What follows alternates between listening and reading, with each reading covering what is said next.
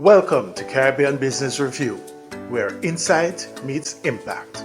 We bring you economic and financial updates, sharp statistical breakdowns, and data-driven insights on the forces shaping the region. Smart analysis, bold ideas, real Caribbean intelligence. This is CBR. Welcome everybody. This is the Caribbean Business Review. My name is Joseph Cox. Now I'll be flying solo this week as my normal co-host Sherry-Ann has opted to take a leave of absence from the program because, ladies and gentlemen, let's be clear. Life continues to happen. Eh? So no matter what, life, as the young people would say, life is lifing. So we move on and treat with the issues as they continue on this program, because this week we saw probably two of the more interesting developments that I have seen in a while. One is a fast food store in Jamaica, KFC, celebrating their 50th anniversary. And it was just absolutely fascinating to see persons, cars lined up for well over a mile to enter some of the stores, to the drive-through parts of it. Persons camping out in front of the stores from as early as 3, 4 o'clock in the morning, just to avail themselves of the offer. Now I have to take my hat off to the organizers of that KFC in Jamaica, because that is a marketing coup, and there's no way, there's no gainsaying that. So I take my hat off to them for that. But it really is something, it was something fascinating to behold, albeit on social media, but nonetheless, it was truly a fascinating development. And on the other standpoint, we hear now that there are, as the AI rivalry heats up in the United States, there are $100 million signing bonuses that are on offer. Makes me wonder if I shouldn't really go back to university and try my hand at that training, because, well, yeah, $100 million is something not to be sneezed at all. It really is amazing. And one wonders where will this all end? But anyway, folks, coming up on the program this week, in a few moments, we'll be transitioning to our CBR briefing, where we're looking at the contentious issues that have been arising this week, as we look at the issue of regionalism and the future of CARICOM, and whether or not we need to, or we are looking at an new emerging model to treat with some of the issues at hand. When we'll be then moving on to our Island Insights, because this week we have shifted the program slightly, so we're bringing our interview sections up front. So we'll be moving straight into our Island Insights, where we'll be looking at the looming pension crisis in Jamaica with noted attorney Sanya Goff, and she's the head of the Jamaica Pension Industry Association. And I dare say, I strongly suspect that some of the conversation will have more than resonance throughout the entire Caribbean, because we are all at risk where that issue is concerned. That segment will be followed by our Market Watch and Global Pulse segments, and then we'll close out the program. So all in all, ladies and gentlemen, we do have what I would call a packed offering for you this week, and we do hope that you enjoy as we continue to entreat you to like, share, and subscribe to this program, because it does help us as we continue to grow. So this is CBR, and we'll be back just after this.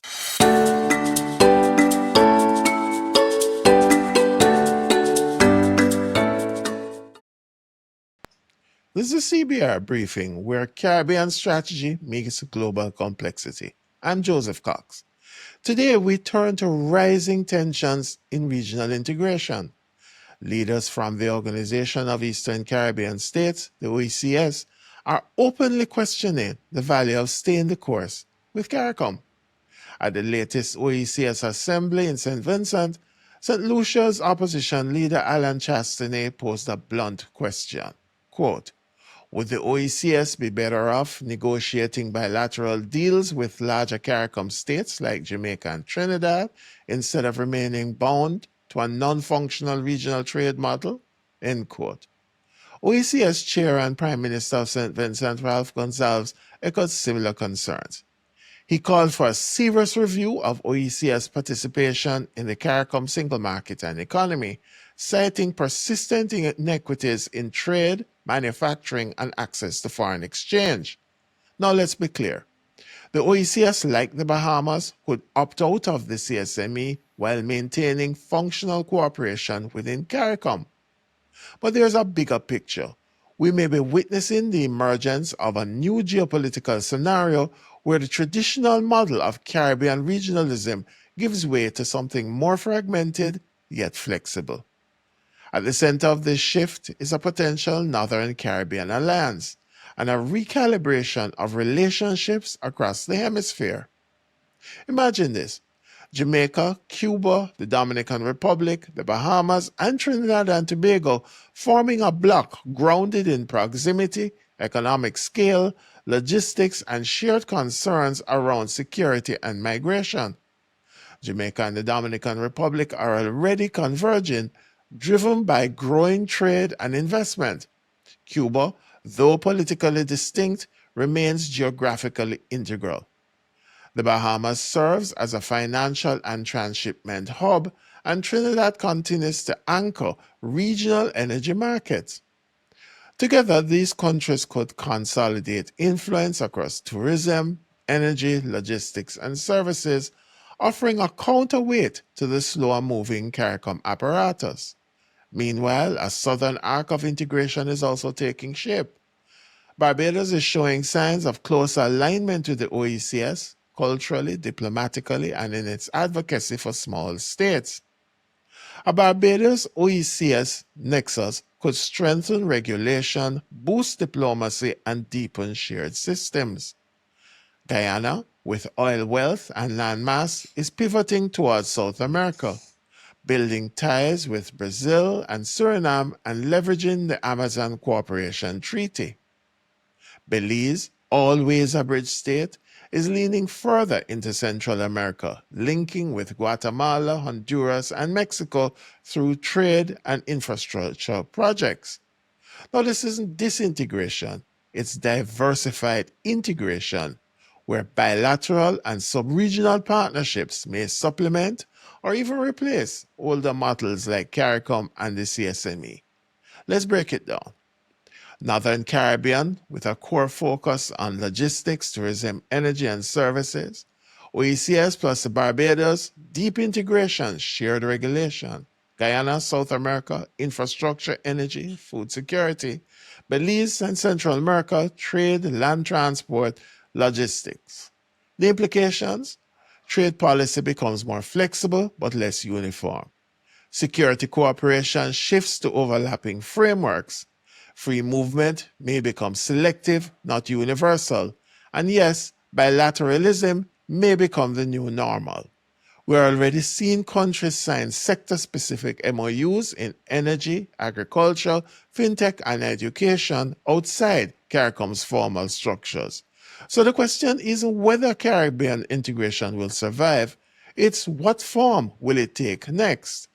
The future may not belong to one bloc, but to many pathways. In a world of constant change, insight is your greatest asset. At Joseph Cox & Associates, we empower innovation across the Caribbean.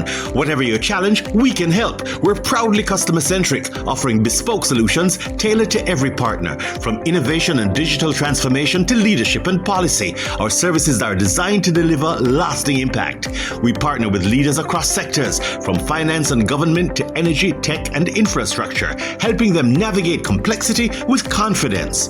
Our work is grounded in collaboration. We connect regional leaders through powerful networks, driving change through joint research. Discover more at josephcox.org. Joseph Cox & Associates. Insight, experience, impact. Welcome back to Caribbean Business Review. This is Island Insights and I'm Joseph Cox. And with me today, it is my distinct pleasure to have on this program, and I hope she'll become a friend of this program and come repeatedly, Sanya Goff. Now, Sanya Goff is the president of the Pension Industry Association of Jamaica. She's a member of the World Pension Summit Advisory Board, and she is a partner at Hart Muirhead Fatter. a leading law firm in Jamaica. Sonia, welcome to the program. Now, honestly, at this stage, I suppose even by just the introduction, everybody will guess what this conversation is going to be about. It's about pensions and what I could characterize as the looming pension crisis that obtains not just in Jamaica, but truthfully, it seems right across the Caribbean. And within that context, I mean, I'm looking at some data and it really is quite unnerving to me, to be honest with you, because we're looking at, we call it old age dependency ratios that right now we're looking at around 12%, but it's predicted to go to as high as 33.9% by the year 2050. Yes. Throughout the region, yes, it's a little higher. I think they're like 13, 14 right now, and they might go up, they might double to probably 28 in the year 2050. But what that tells me in the context of a flat to declining population growth, at levels of migration, etc., we are in a problem. And the fact of life is that I've been hearing about this pension debate and pension reform for decades. But it seems as if we haven't found the solution, or we're not serious about it. Which is it? How are we treating with this? Well, so thank you for having me, Joseph. I appreciate any opportunity to talk about really the urgent need to ensure that Jamaicans have better retirement security. We are struggling with an increasing old age dependency ratio. And of course, as you are, I think, alluding to, you will see that increases this intergenerational poverty and dependence, where we have more people. And when we say old age dependency ratio, what it means for your listeners is that you're going to have by 2050, it's predicted, more people over the age of 60 than under the age of 16. And so we're going to have more of our elderly relying on the working class and the government to support them if they don't have a retirement arrangement or they're not secure in old age. And we have a philosophy or a kind of mindset in Jamaica that me pick me on my pension, that's okay. I look to my family, I look to my children to take care of me. And whilst there are some very powerful cultural understandings and we appreciate that there's a cultural basis for that, just practically from an economic perspective, it cripples and hinders younger generations to become financially independent if they're looking after the elderly parents. And so that is not a plan. That's not a solution. And when we look at coverage ratios being around 18 to 19% in Jamaica, and that's looking at the persons who are in the private sector as well as government workers in the public sector pension arrangement and the tourism workers pension scheme, are at about 18-19%.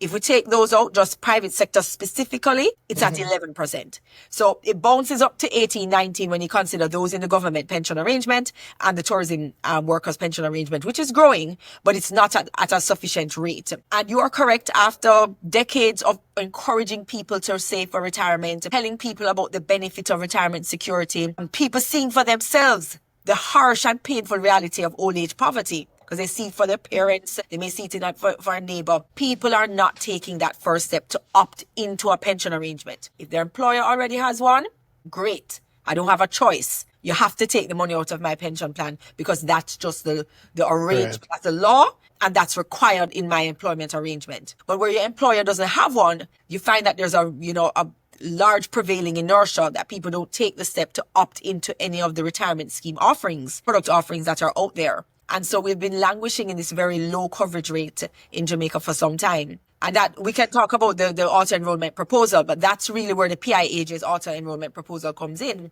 where we're trying to switch and kind of flip that choice architecture from an opt-in regime, which currently prevails, to an opt-out, where we'll put you in. The employer is going to be required to put you in. You don't have to stay. If you want to come out, that's fine. But you have that power to opt out. So you still have control over your retirement security planning. But we're going to take that step and nudge you in. And behavioral economics shows and behavioral science shows that a lot of people don't take the step to come out. Well, put it this way, we will come to that. Trust me, because I do have some questions on that aspect of it. But I'm already intrigued by that notion. But the thing for me is that, Sonia, as I'm looking at the data, I'm looking at where we are. We're looking looking at, we said fine, the old age dependency ratio is like 12% now in Jamaica. Do you know that's as high as 20% in Aruba and Curacao? And that to me is just fascinating, and it's higher in some of the other Caribbean countries, as I alluded to before. But the key for me, and where it becomes the rub for me, is the World Bank has upped the poverty line data. Right? So let me just read this just for context. So for low-income countries, it has now moved from $2.15 to $3 per person per day. That's roughly working at $1.60 to $1 in Jamaica, for example. That is $480 per person per day. For lower middle income, from $3.65 to $4.20, which is roughly $6.72. And upper middle income, where most of the Caribbean is, frankly, including Jamaica, is $6.85. It has moved from $6.85 to $8.30, or $13.28 per person per day. The reason I raise this, Sanya, is that when I was looking through the information, the data, the average NIS pension is less than $20,000 a month. Minimum wage is probably what now? About 50 something thousand per month in Jamaica. Now, if you are looking at something like this, the replacement rates on an ordinary pension is like 50 to 60% if you're lucky, frankly. But when I look at that, that is just completely untenable, and I don't see a way out in treating with it, because this is what bothers me with it, because I'm looking at the thing and I'm not seeing a clear path out. I'm hearing the rhetoric and it sounds good. I'm knocking that. But I'm not seeing how we actually transcend the real challenge that we have. Yes, for example, I say a thing about social pension for people 75 and over, and that's fine. But how do we move forward? What is it we really do now? Or is it too late for that age cohort? Well, the issue that we're facing is very nuanced and it's multifaceted. One, our labor force is not made up of the same type of worker. And whether we call it traditional workers, gig workers, informal workers, contract workers, we have different types of workers that make up, categories that make up the workforce in Jamaica. And the solutions have to be tailored for the fair enough.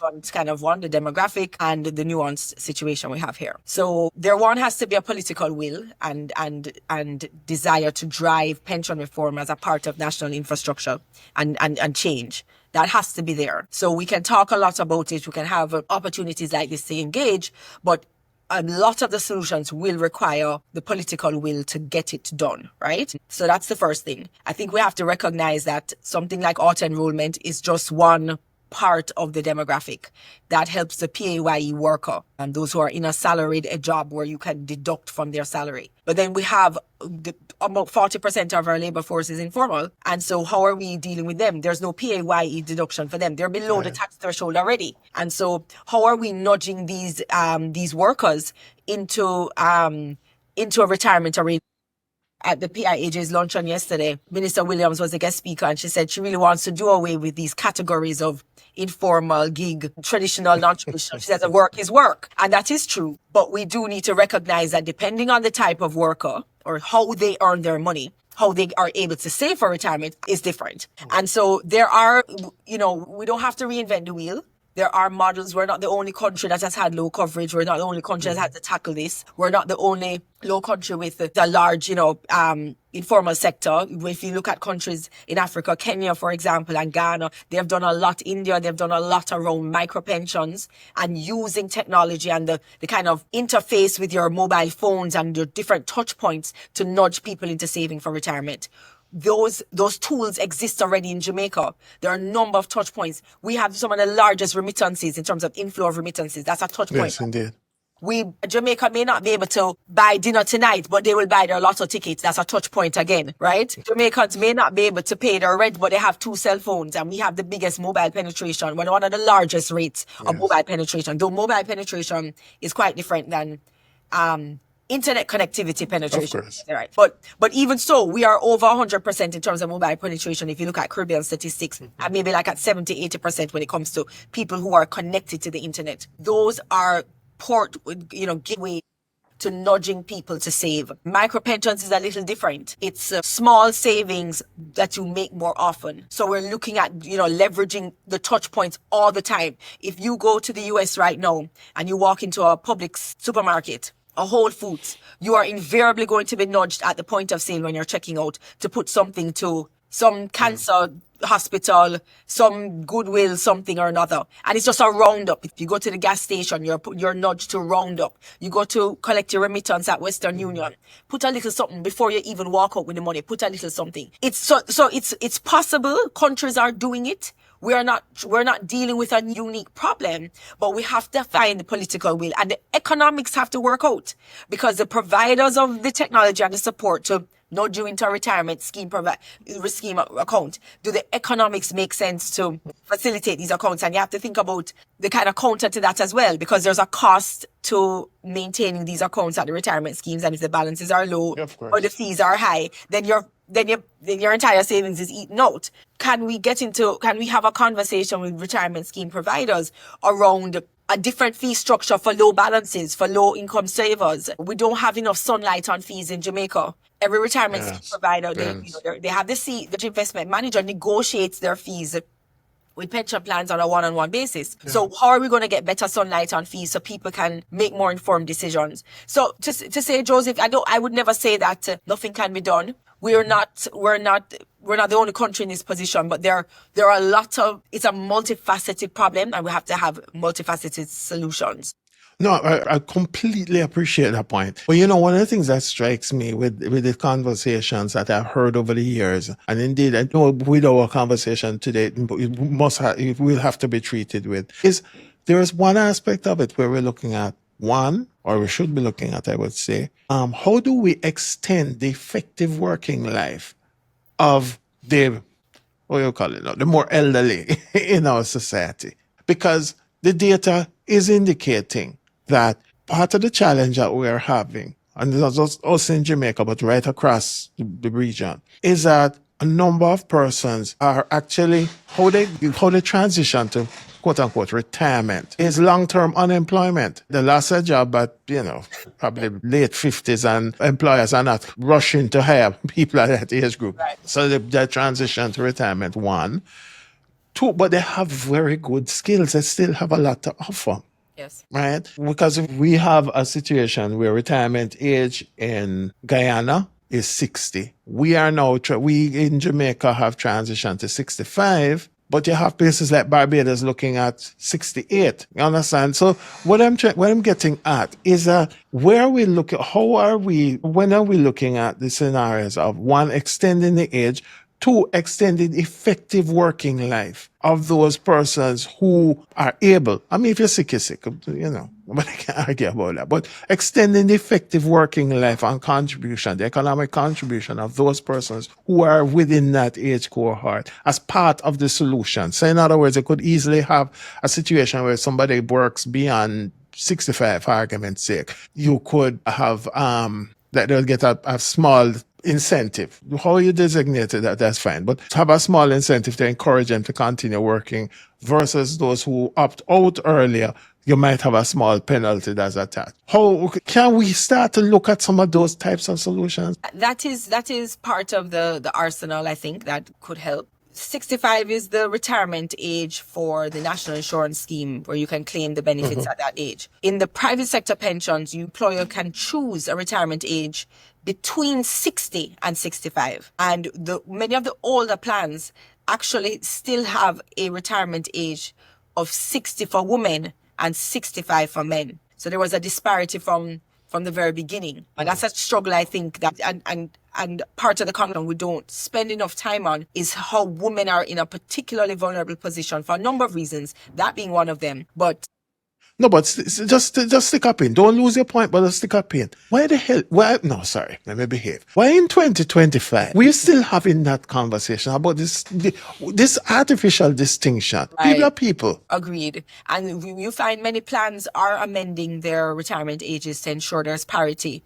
for men and women, but at the same time not forcing a woman to work longer if she didn't want to. So if it was always 60 and you were planning to retire at 60, you could still retire at 60. We're not forcing you to stay, but that it now becomes an option. But there are some plans that still do have this distinction. And then between genders. But there's also the ability to go on late retirement. So even with a 65 retirement age, and it depends on the wording of the plan documents, you can usually work longer for an additional 5 years into late retirement. And you can also go on early retirement if you wish in the first 10 years, right? Before your retirement age. And so there is an opportunity. The only thing is that late retirement is subject to maybe the sponsor's consent or the trustee's agreement, or, it's not automatic. You can't just elect to do it. So I wanted to just kind of create that context for us in Jamaica. You are right. People are living longer. Statistics show that, the data shows that people are living in retirement 2 to 3 decades, 20 to 30 years in their retirement life. And there is a feeling that even for those of us who have a pension arrangement, your pension is an income. And you touched on it earlier. The replacement ratio is not 100%.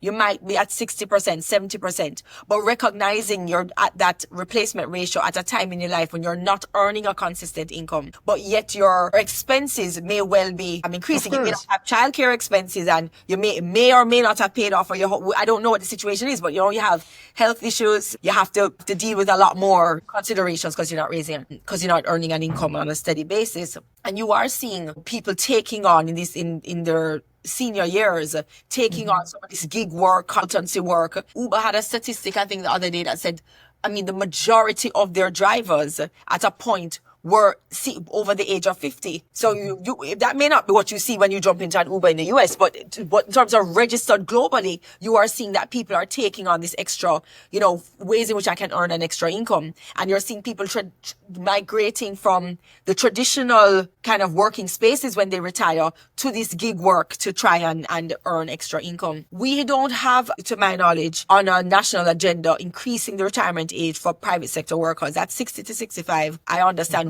is going to remain, or is not. There's no discussion about changing it. And I don't know if there's a discussion about changing it for well, actually, no, I think there was something that I saw about changing it for NIS to 67 or something. I think I picked that up there. It was announced, or it was said at some public event by a minister. So I think that may be it. But the truth is, and let's just be clear, not everybody wants to retire at 68 or 67, or not everybody wants to. There are a sector of workers who are very happy to retire early, but you want to be able to recognize that people are living longer, and that ability to work longer ought to be available, and it ought not to be subject to the discretion of an employer for you to go on late retirement, or for you to be given a consultant contract or some kind of extension of employment. Another thing as well, Joseph, to bear in mind is that you may have people who, you're right, their working life and working engagement time, because working doesn't have to be with the employer you are with until you retire, right? No, of course not. But you could continue, but you're not necessarily continuing and eligible to continue the pension arrangement. So you could have a situation where, yes, I'm continuing to earn an income, but I'm not getting the retirement pension benefit advantages of, for example, it being tax deferred, etc.,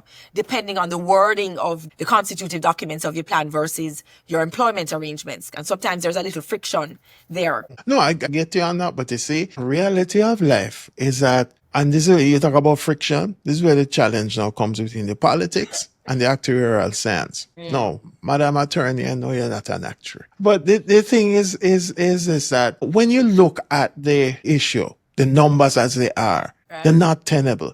They tell you that the report was that the NIS will become pretty much insolvent in another couple of years on the current track if we don't deal with some of these issues. Do we have the luxury of really allowing that degree of flexibility that you referenced, where you're having some people don't want to work beyond a certain point, etc., etc.? Just a straight common sense numbers game. Because the more people who opt out of the scenario, right, is the less viable the fund will be. Well, and then what? Well, what exactly are we speaking about? Are we talking about private sector pension arrangements where the employer, we're discussing whether an employer ought to allow, or ought it to be mandated that you work for? That is exactly what I'm looking at. For example? Yeah, that's what I'm looking at, because the truth of it is that, you see, if you allow people to opt out, you said the data, for example, in the plan that you're referencing earlier, you said people would be able to opt out, So right? that's a If they little want. different, Joseph.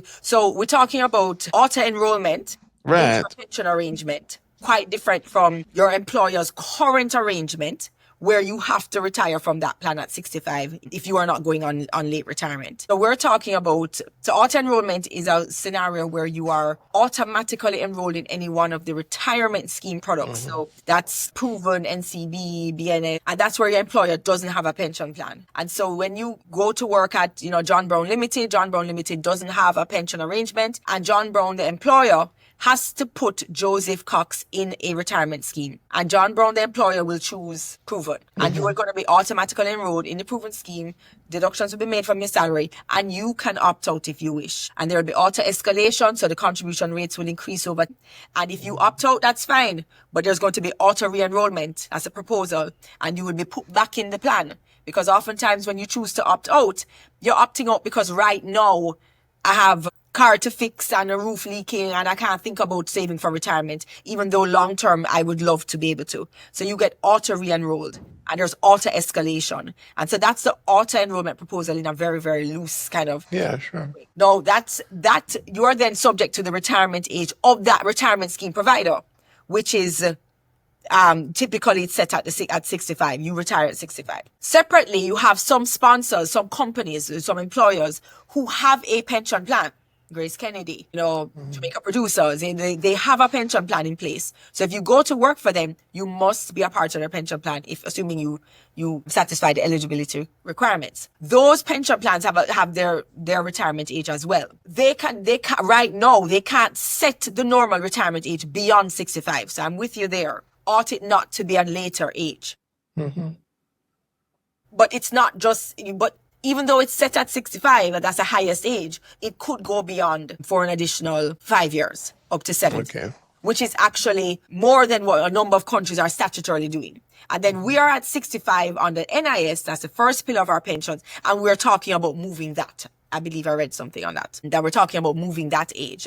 But we have to be mindful of the fact that if someone is already working and has an expectation of retiring at a particular age, it creates some employment law issues. If after you've told me and you've employed me when I was 30, and you've employed me and told me I will retire at 60, unilaterally, retroactively, to change that to say, no, you have to retire at 65. And so you can kind of prospectively make certain changes to say, okay, new employees coming in, your retirement age is 65. But you couldn't tell me, who you've already contractually told me my retirement age is 60. You couldn't then tell me, sorry, my light is right. You couldn't then tell me, oh, no, you have to work for another 5 years because we believe that that's the best thing for you. That creates a lot of issues, employment law issues. You're varying the terms of the contract. That's a material variation. And so what we do is we say to an affected member, we're changing the retirement age. If you want to still go off at 60, that's fine. And remember, that's just for the people who were told 60 from the start. Right. But it's 65 if you wish. And so you can continue to work for the additional 5 years and get that benefit, get the tax deferred advantages from saving, etc. Get the double the money, as we talked about before we started. You're putting, the typical 5 and 5 defined contribution plan. I put in $1, the employer matches my dollar. Right. I double my money immediately. It's a no-brainer. Why wouldn't you continue to contribute? But we are not taking the right of the employee away because you had already been told 60. So that's for those people. So that's the opting, I guess you could call that opting out or choosing not to work for the additional time. And not everybody's situation is the same. Not everybody's financial situation is the same. Opting out on the auto enrollment is because we are very keen on the proposal not being a tax for contributors. And so employers are not required to contribute. This is for the auto enrollment. Are not required to contribute. It's not a tax. You are required to enroll your employees in a retirement scheme if you don't have a pension plan. Deduct from their salaries, etc. And employees will have the right to opt out. But best believe the law is going to say, if it goes through all the way to legislation as we're hoping for, the law is going to say, but we're going to put you back in. Because usually when you opt out, you don't mean to opt out for life. You're opting out because right now it doesn't work for me. And so we're going to auto re-enroll you. And you're going to have to keep opting out if you don't want to be a part of it. No, I hear you on that, but you see, the thing is this that when we look at the information, now one, and that's looking at the comparative numbers for the region, Jamaica has the lowest contribution rates. We're at 6%. Everybody else is at 10, some of them 12%, some 14%. Bottom line, you're fine. But bottom line is simply this, that the salaries, to be truthful, are not all that. Right? So the level of discretionary income, so to speak, is always going to be low. Now, if you are going to give somebody option to opt out, honestly, a lot of people, I have heard said in some cases, most people in some instances, tell the boy they can't afford it. It's a good idea, and they keep opting out because they need this extra thing. And we end up back in the same situation. No, I don't think it'll be the same situation. It would only be the same situation if everybody opted out. And if you look at just globally how auto-enrollment has operated, you do have some countries where they have high opt-out rates. And that usually is a situation where their first pillar pension, their social security pillar, is already very, very effective. Really meaningful, adequate pensions are paid out of the first pillar. And people will not wish to participate in a second pillar. They don't need much more. And those are countries that have a different economic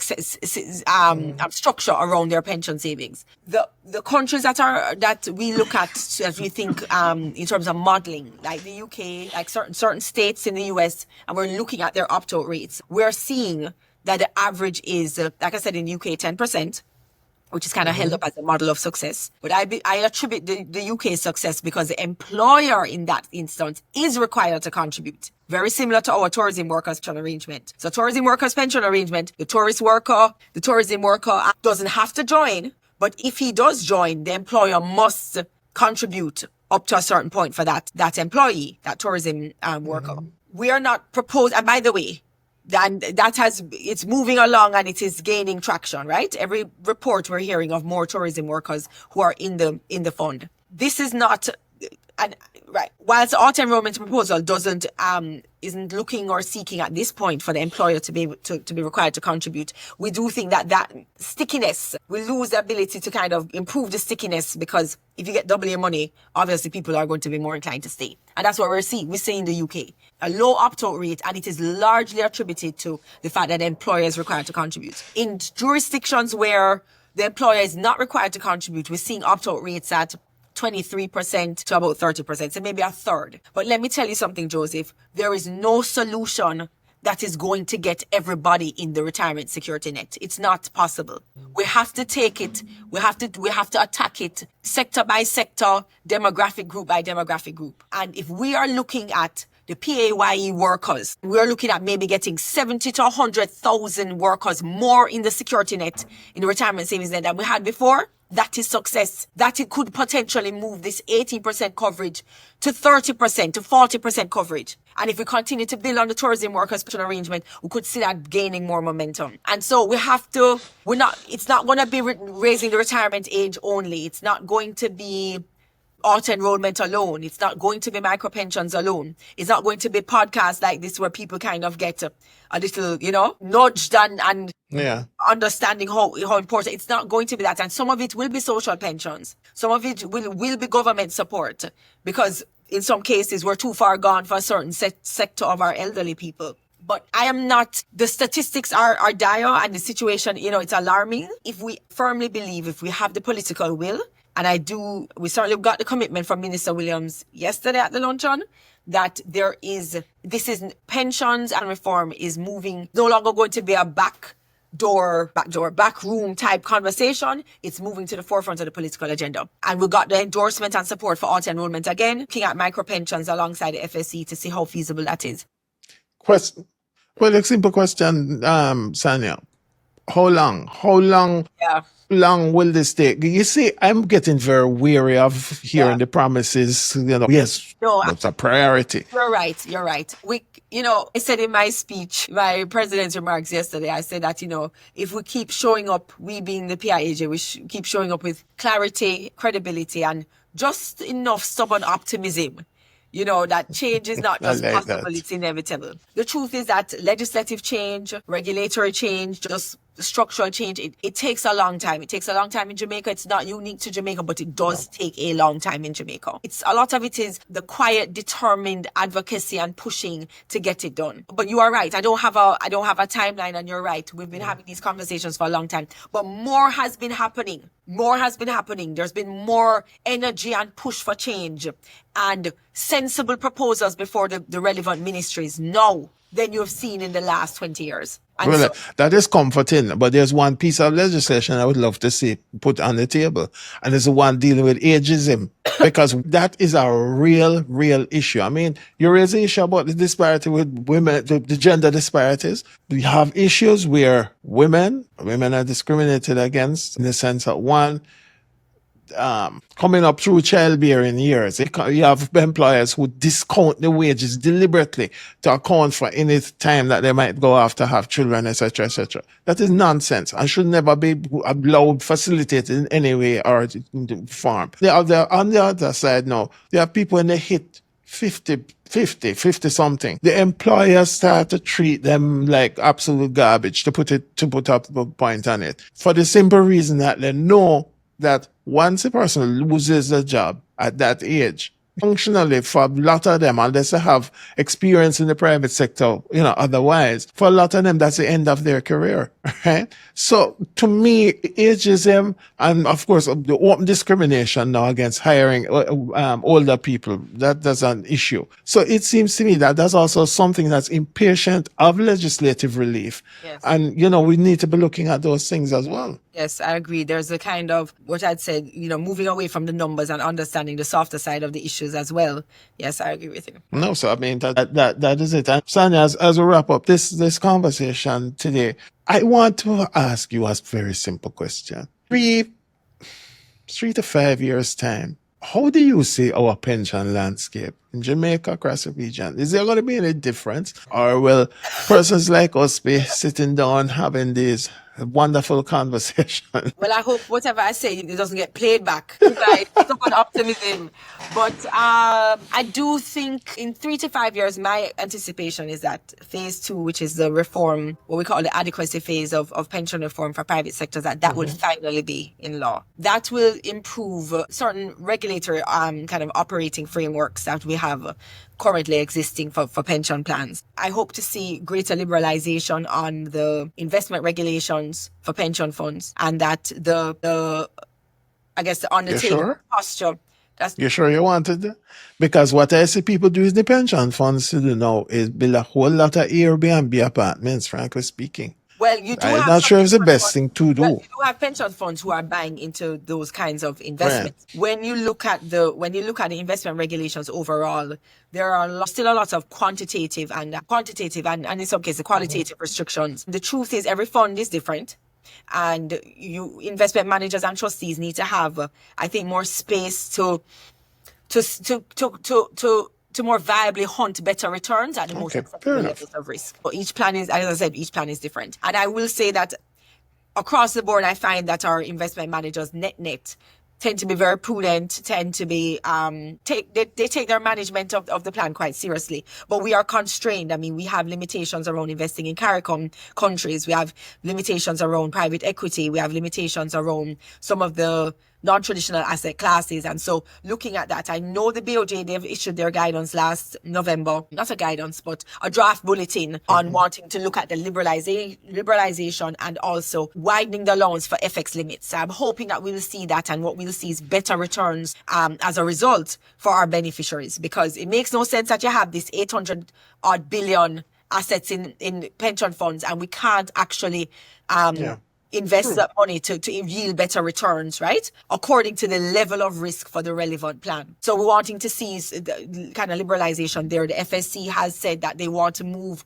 more, and they've been doing it, to a prudent kind of person approach, a risk-based assessment on regulations. Seeing more of that come to fruition. Seeing the Twin Peaks model that, as you know, the BOJ separating the FSC and the BOJ's function when it comes to supervision and market conduct, and seeing how that actually improves the regulatory and kind of supervisory landscape for pension funds. I really want to see auto-enrollment. I know it's probably going to take longer than 5 years. I do think it would be a game changer for Jamaica, Joseph. I think we're going to see like I said, coverage rates improving and increasing because of auto-enrollment. I want us to see micro pensions. We're still working out whether the economics make sense. We want to see better sunlight on fees, which is really at the end of the day, we're trying to make the pension system better. All of us are working to make it better for the people who rely on it. And it's too consequential. It's too important. We're talking about national infrastructure for this country, and we have to treat it as a priority. Absolutely. I mean, there's nothing I could say that to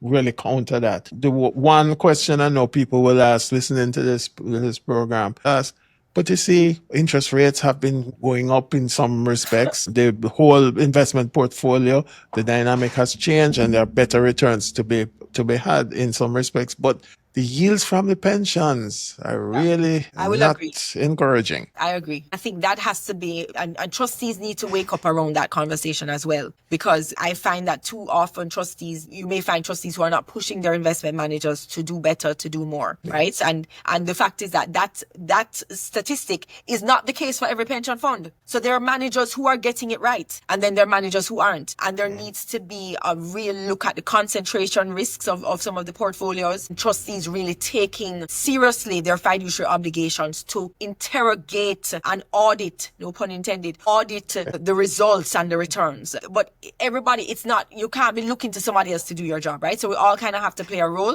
and the trustees, at the end of the day, the fiduciary responsibility will fall on the trustees to get it done. All right. That's where we have to leave it for today. Sanya Goff, President of the Pension Industry Association of Jamaica, member of World Pension Summit Advisory Board, and of course, partner at Hart, Muirhead, and Fatter. So, Sanya Goff, it's been a pleasure. Thank you. Thank you.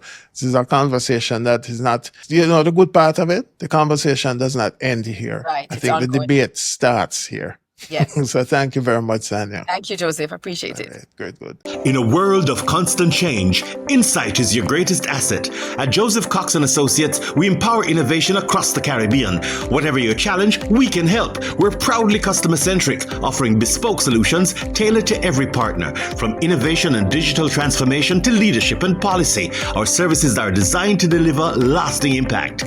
We partner with leaders across sectors, from finance and government to energy, tech, and infrastructure, helping them navigate complexity with confidence.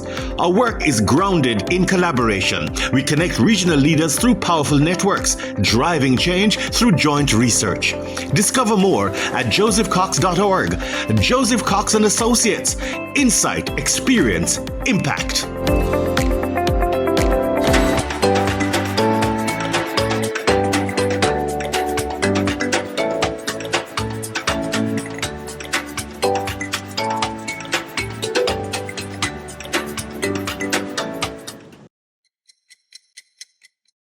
Welcome to Market Watch. I'm Joseph Cox. We start this week in Trinidad and Tobago, where the economic outlook shows cautious optimism. Real GDP is projected to grow 2.3% in 2025, supported by gains in private consumption and investment, though tempered by tighter global financial conditions. This follows growth of 2.1% in 2024, driven by robust services activity, including wholesale and retail trade, tourism, and financial services. The non-energy sector expanded 3% in 2023, led by manufacturing at 4.8% and construction at 7.5%, while the energy sector grew modestly by 0.5%. Inflation has eased from 13.6% in April 2023 to 6.4% in March 2025, with core inflation steady at 5.2%. Meanwhile, the government has approved $3.14 billion in supplementary funding, increasing the fiscal 25 budget to $62 billion TT dollars. Key allocations include over $1.3 billion for public administration, $728 million for health, and $455 million for education. In Jamaica, digital finance continues to surge. Debit card transactions rose 25% to 1.3 trillion, while mobile wallet payments jumped 158%. Jamdex usage is up 55.6% with over 404,000 wallets in use by the end of 2024. Inflation edged up 5.2% in May, largely due to a 4.4% rise in electricity rates. Food inflation remains high at 6.5%. Construction and smart energy loans also saw increases. In Barbados, a $1.8 billion hotel construction boom is underway. Major projects like Royalton Chic and Hyatt Ziva are expected to create 4,000 permanent jobs, supporting a tourism sector that saw 10% more stay-over visitors and a 24% rise in cruise arrivals. Bermuda's unemployment rate dropped to a record low of 1.6%, with youth unemployment at just 2.4%. The island's strong recovery is backed by a workforce training and increased job participation. And in Curacao, visitor arrivals rose 9% year on year in May, led by growth from South America and the US. Nearly 800,000 visitors were recorded from January to May, reflecting the island's continued post-pandemic tourism momentum. In corporate headlines, Angostini Limited is acquiring full ownership of Prestige Holdings, which operates KFC and Starbucks across the Caribbean. The share swap deal closes July 1st. Express Fitness made its first overseas move, acquiring 65% of Mighty Pilates in California, with plans to expand to 75 U.S. locations. And Rock Insurance grew gross written premiums by 12% in 2024, with profits rising to $79.6 million. And Kintara Holdings rebounded strongly with a 71.9 million Jamaican dollar net profit, reversing a major loss in 2023. The Bahamas also returned confidently to international capital markets, raising $1 billion through a bond issuance at 8.25%, with the proceeds targeted at refinancing debt and infrastructure investment. On the currency market, the Jamaican dollar is trading at $160.93 to the US dollar, while the TT dollar holds at $6.80. Suriname's dollar remains under pressure, prompting the central bank to intervene with a $1.2 billion US dollar intervention in currency auctions to tame speculation and stabilize the exchange rate. We close with the regional stock markets. The JSE index advanced 0.38% to 311,290.55 points, while the AT&T index ticked up 0.07%. The Eastern Caribbean ECSE remained unchanged, and Bermuda and Barbados' indexes slipped slightly. Top gainers this week, Sagicor Real Estate jumping 17.4% and Cygnus Real Estate up 15.07%. Top losers were Jamaica Broilers, down 10.57%, and Epley Caribbean Property Fund falling 7.33%.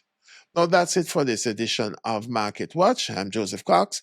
Please continue to follow Caribbean Business Review for more insights on what's shaping the regional economy.